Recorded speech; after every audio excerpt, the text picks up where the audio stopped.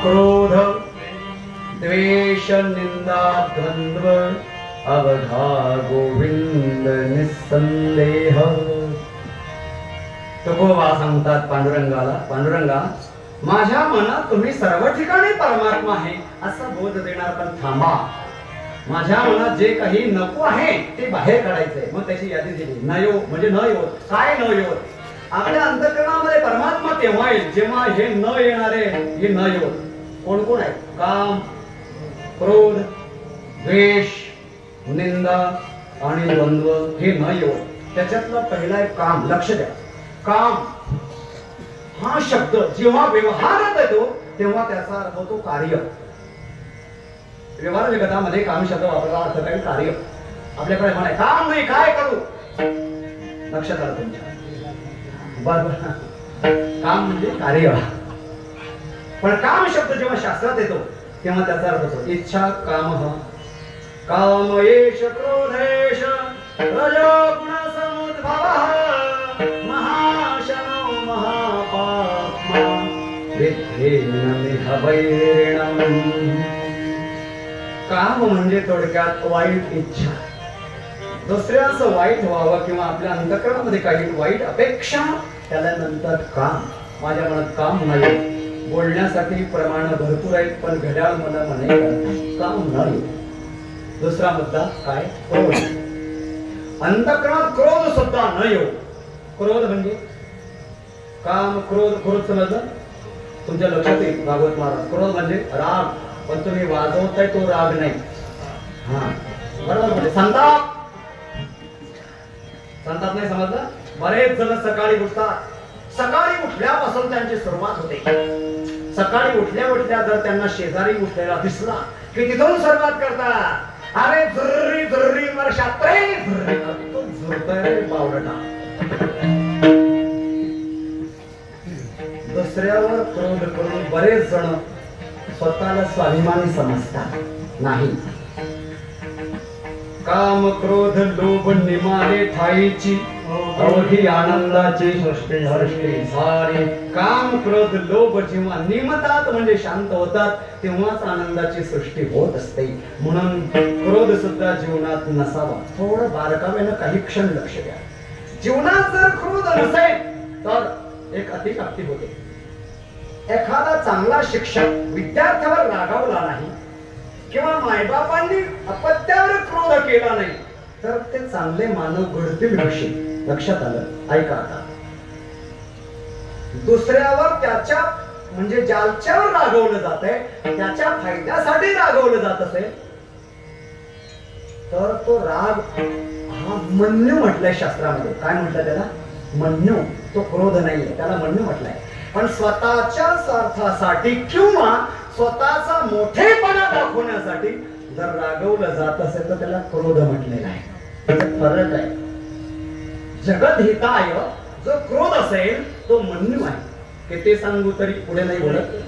हा काय माय गेली पुढे. लक्षात येते तुमच्या? हाही क्रोध आहे, राग आहे, परंतु तो क्रोधाच्या गणतीत नाही. तो मन्यू म्हणजे दुसऱ्याच्या हितासाठी जे रागावलं जातं त्याच्यात रागवणाऱ्याचं नुकसान होत नसतं म्हणून तो क्रोधाच्या गणनेत येत नाही. नयो काम क्रोध. पुढे काय? निंदा. जीवनात निंदा. परदोष दर्शनम निंदा. दुसऱ्याच्या दोषाचं दर्शन आणि त्याचं वर्णन याला म्हणतात निंदा. कबीर महाराज बोलतात हो निंदा मत करना किसकी सच्ची बात कबीर जी. निंदा मत करना किसकी सच्ची बात कबीर जी. सच्ची बात कबीर जी. सच्ची बात कबीर जी.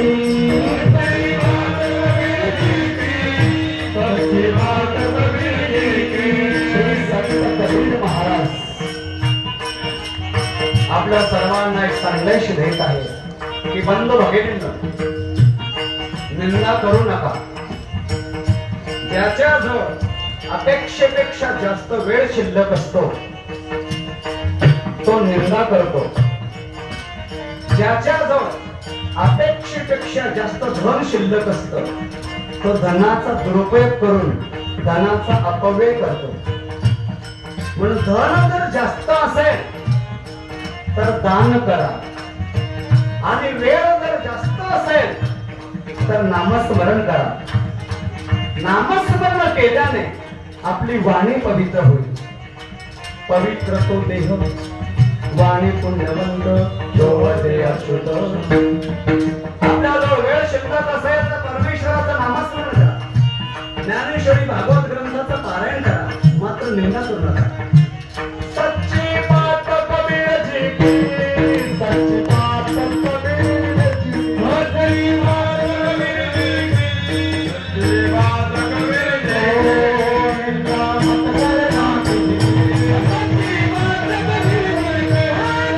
मत करना किसी की, सच्ची बात कबीरजी की, मत करना किसी की, सच्ची बात कबीरजी की, आपल्याला विनंती करत आहे, आपण कोणाचीच निंदा करू नका. निंदा करणे, निंदा ऐकणे आणि निंदेला अनुमोदन देणे हे समानच आहे. एका वाक्यात बोलतो. एका महापुरुषाचं म्हणणं आहे, आपल्या वारकरी महामंडळाचे संस्थापक वैकुंठवासी हरिभक्तीपरायण निवृत्ती महाराज यांचं असं म्हणणं आहे, निंदा म्हणजे काय? ऐका. निंदा म्हणजे दुसऱ्याच्या जीवनरूपी गटारीतील दुर्गुण रूपी किडे आपल्या जिभेने साफ करणे म्हणजे निंदा होय. निंदा स्तुती करावी देवाची, कीर्ती मानवाची गाऊ नये, कीर्ती मानवाची गाऊ नये,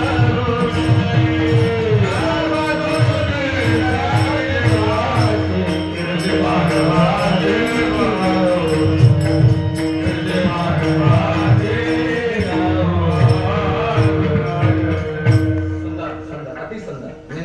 स्तुती करावी देवाची, कीर्ती मानवाची गाऊ नये. कोणी जर चुकलंच आहे, लक्ष द्या, कोणी जर चुकलंच आहे तर त्याला समोर बोलवा. त्याची चूक त्याच्या समोर सांगणं ही निंदा नाही, त्याला सूचना आहे. सूचना आणि निंदेत अंतर आहे. बरेच जण निंदा आणि सूचना एकत्र समजतात.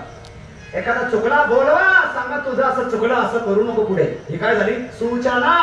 व निंदा काय असते? ज्याच्याबद्दल बोलायचं आहे तो हजर नसताना त्याच्याबद्दल त्रयस्थ व्यक्तीला त्याची चूक वाढवून सांगणे आणि तो मूर्ख आहे आणि मी शहाणा आहे असं भासवणे याला म्हणतात निंदा. आणि म्हणून असा निंदा जो असतो तो निंदा करणारा नरकात जातो. अनेक संत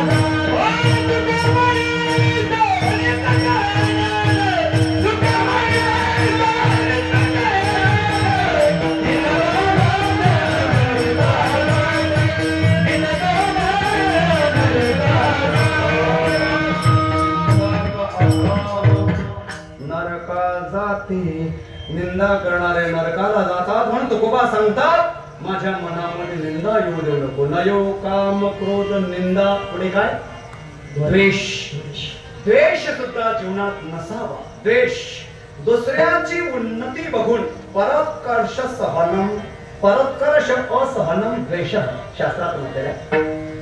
दुसऱ्याचा उत्कर्ष, दुसऱ्याची उन्नती न बघणे किंवा दुसऱ्याची उन्नती बघून झुरणे याला काय म्हटलं जातं? द्वेष. नाही कळलं ना? 5 पांडवांचा 100 कौरवांनी केला होता, त्याला काय म्हणतात? द्वेष. नाही समजला?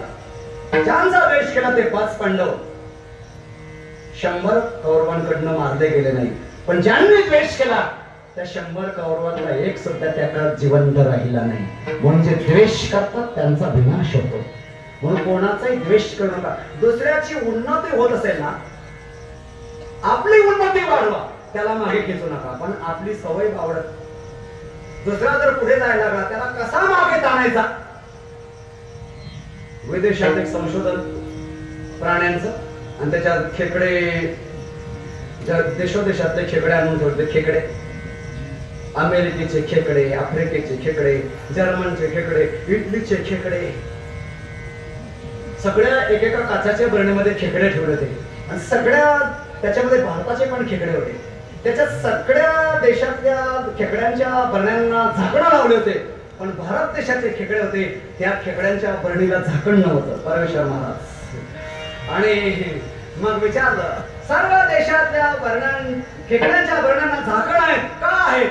म्हटले खेकडे बाहेर पडू नये. मग भारत देशातल्या खेकड्यांच्या बरण्याला झाकण का नाही? म्हटले बाहेर पडणारच नाही. का पडणार नाही? जो खेकडा बाहेर पडायला निघेल बाकीचे खेकडे त्याचे पाय ताणतील. हा भारत देशाचा सिद्धांत आहे. भारत देशाचे खेकडे सुद्धा असं, मी खेकडे सांगतोय, खेकडे.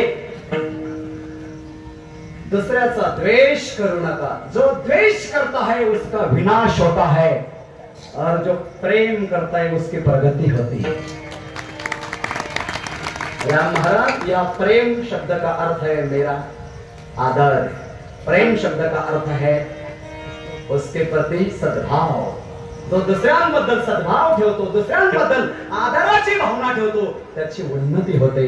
आणि जो दुसऱ्याचा द्वेष करतो त्याची अधोगती होते. तुकोबा सांगतात, नयो काम क्रोध द्वेष निंदा द्वंद्व. निंदा सुद्धा, द्वंद्व सुद्धा जीवनात नसावं. वेळ माझ्याकडे आणि मनाई करतोय. द्वंद्व म्हणजे काय सांगतो आणि आवडतो, नंतर पुढे बघूया. द्वंद्व म्हणजे काय? का पंढरपूरला गेला, तिथे चंद्रभागेचं स्नान केलं, आणि वाळवंटामध्ये ते नालवाल्यांचं, खंजेरीवाल्यांचं कीर्तन ऐकलं असेल तुम्ही. त्यांनी कंठारवाणी विनंती केली, मायबाप हो, चंद्रभागेचं स्नान केलं, पांडुरंगाच्या दरबारात आला, पुंडलिकाचं दर्शन केलं, प्रदक्षिणा केली, आणि जाता जाता जाता जाता माझ्या पांडुरंगाच्या नावाची गळ्यामध्ये तुळशीची माळा टाकून जरूर जा, आणि जीवनभर शाकाहारी राहा. मागे काय झाले ते बघू नका, पुढे जामीन आहे. हे सगळं 2 तास लक्षवेधी वृत्तीने एका व्यक्तीने ऐकलं, आणि कीर्तन ऐकता ऐकता त्याच्या मनात आलं, आता कीर्तन संपण्याच्या वेळेला आपण तुळशीची माळा घ्यावी आणि गोविंद बाबांच्या मठात जाऊन बाबांकडनं माळा टाकावी. कीर्तन ऐकता ऐकता विचार करत होता, माळा घेणार, माळा टाकणार. 2 तासात पक्का विचार झाला, माळा घ्यायची आहे. पण कीर्तन ज्ञानेश्वर माऊलींच्या विठ्ठल झालं, निघाला. ते कीर्तन झटकूनच निघाला. मग त्याचे मित्र म्हणतात, का रे कीर्तन मात्र बोलता वय वय करताना मला माळा टाकणे, मला माळा टाकणे. जाऊ दे म्हणे, यंदाच्या साल जाऊ दे, पुढच्या वर्षी बघा. माळा टाकायची आहे, पक्का विचार परत बदलला, पुढे बघू. हे झालं द्वंद्व.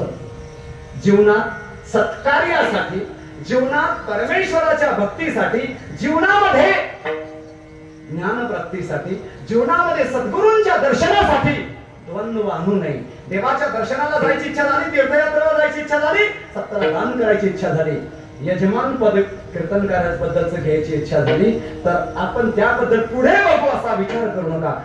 शुभस्य शीघ्रम द्वंद्व मिटवा. नयो काम क्रोध निंदा द्वेष द्वंद्व अवघा गोविंद. निसंदेह हे गडगड एवढं करताय, निसर्ग देवता एवढे गडगड करते ते मलाही ऐकू येत आहे. पण गोविंद बाबा, तुम्ही फार नियोजन सुंदर केलं हो. ज्येष्ठ नागरिकांसाठी खुर्च्या, त्या दिल्लीला घर खुर्ची भेटत नाही, त्या दिल्लीला अडे खुर्ची. बरोबर आहे ना आजी? अरे बा, बरोबर सांगायला रे तू रे. कोणी आमनागर खुर्चीच नाही रे बा. पण आमच्या गोविंद बाबांच्या आशीर्वादाने येथे तुम्हाला ज्यांना बसायला त्रास आहे, मधुआबा तुम्ही पण मजा गाठली बरोबर, आणि ज्यांना गुडघ्यांचा त्रास आहे त्यांच्यासाठी खुर्च्या आहे. तरुणांना तुम्ही पण एक खुर्ची पडकावलेली आहे. तुम्ही पण गुवाहाटीला गेलेच वाटतं. फार सुंदर नियोजन. वॉटर प्रूफ मंडप, अरे सगळ्यांना जमत नाही. समस्त गावकरी मंडळी, बाळत आणि कर यांचं अनमोल सहकार्य, आणि आमच्या आदरणीय मठाधिपती गोविंद बाबा यांचं सुंदर नियोजन, हे कार्यक्रमाचं वैभव आहे. वैभव गोविंद बाबा बघा, मागे बरेच तरुण मंडळी उभे आहेत, नाही तर बऱ्याच ठिकाणी तरुण मंडळी या कार्यक्रमाला वळत नाही. पण आपले शुभाशीर्वाद आणि आपले मार्गदर्शन, बरेच तरुण मंडळी इथे कीर्तनाला पुढे आहेत, मागे आहेत, मध्यंतरी सुद्धा आहेत. निश्चित त्या तरुणांना मी धन्यवाद देतो. तरुणांनो, युवक आणि युवतींनो, तुमचं सद्भाग्य की तुम्हाला आमच्या गोविंद बाबांसारखे आणि सद्गुरू लाभले. निश्चित आपल्या जीवनाचं सोहम.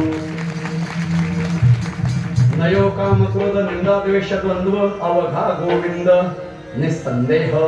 गोविंद शब्दाचा अर्थ काय ते सांगतो. गोभिः श्रुतिभिः विंदते प्राप्यते अनुगम्यते अनुभव्यते इति स गोविंद. वेद वाक्याचं परिशीलन केल्याने, वेदाचा अनुभव केल्याने, वेद वाक्यांचं अध्ययन केल्याने ज्या परमतत्वाचा हृदयामध्ये अंतःकरणामध्ये अनुभव येतो ते परमतत्व म्हणजे गोविंद. आणि गोविंद हे नाव भगवान श्रीकृष्णांना दिलेलं आहे. कोणी दिलेलं आहे? श्रीमद भागवतात कथा आहे.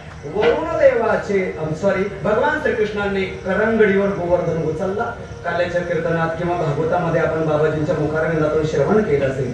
इंद्रदेवाचा गर्व हरण झाला. इंद्रदेव शरण आला आणि इंद्रदेवाने साष्टांग दंडवत केला. भागवतातल्या कथेचा फक्त अनुवाद करता संक्षिप्त. आणि इंद्रदेवाने भगवान श्रीकृष्णाचा आपल्यावर कोप होऊ नये म्हणून स्वर्ग लोकातून सुरभी नावाचे गायीचं दूध आणलं. कोणत्या गायीचं? जर्सीने. कोणती?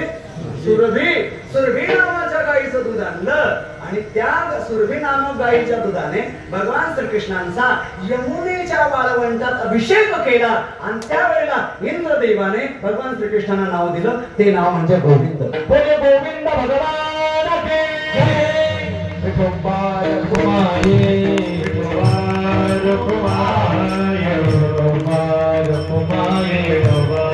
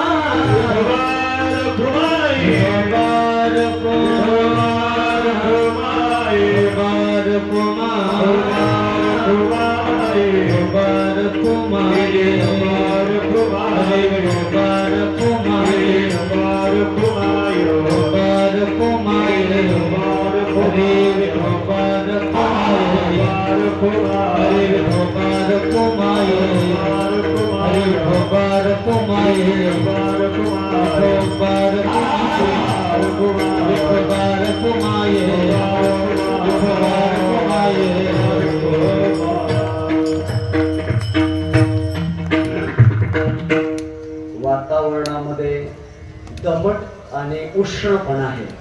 त्यामुळे भजन करायला उकडत असल्यामुळे चित्त लागत नाही. त्याला कोणत्याही प्रकारचा इलाज नाहीये. तरी देखील थोड्याच वेळात आवरतो. तुकोबांनी आश्वासन दिलं होतं की माझ्या मनातले काम क्रोधाधिक दोष निघले म्हणजे तुम्ही माझ्या मनामध्ये सर्व ठिकाणी परमात्मा आहे अशा प्रकारचा बोध द्या. आणि परमात्म्याने सांगितलं होतं तो बोध मी पाठवतो. पण तुकोबांनी सांगितलं तो बोध टिकून राहण्यासाठी माझ्या अंतःकरणात विरक्ती असावी. अभंगाच्या तिसऱ्या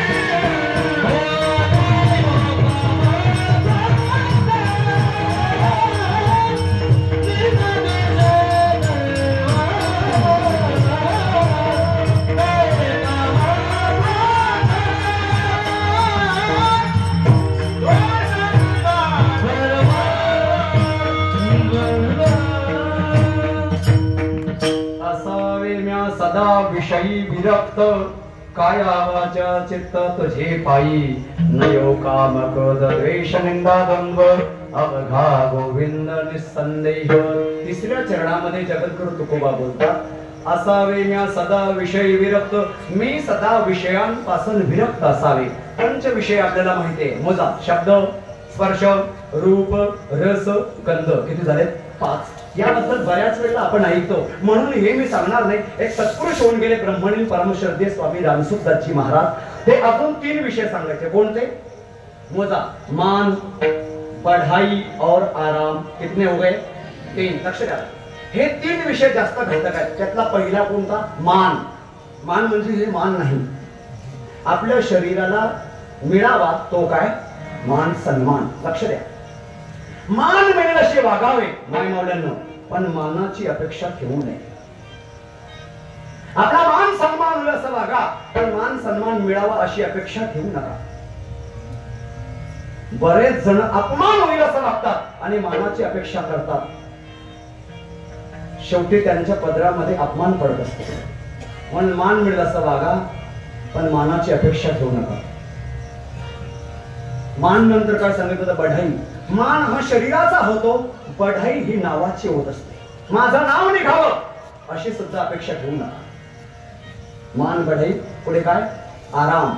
बऱ्याच जणांचा असा गैरसमज असतो, हे महाराज मंडळी आणि गायनाचार्य म्हणजे खाओ पिओ मौज करो. अरे नाही नाही नाही, अरे या मंडळींना सकाळी काकडा, नंतर दुपारी कथा, हा हा हा, रात्री वाट